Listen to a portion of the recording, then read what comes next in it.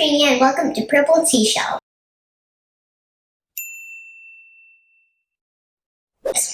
Today we'll be making fluffy and soft banana muffins.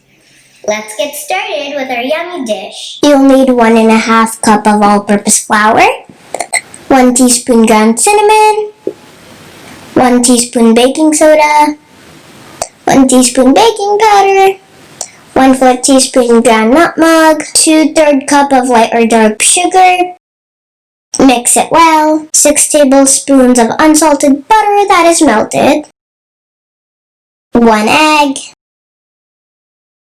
Mix it nicely until all the ingredients mix together. 1 teaspoon pure vanilla extract and give it a good mix. 1.5 cup smashed banana. Mix it well. And add the batter to the muffin tray and top it off with anything you like.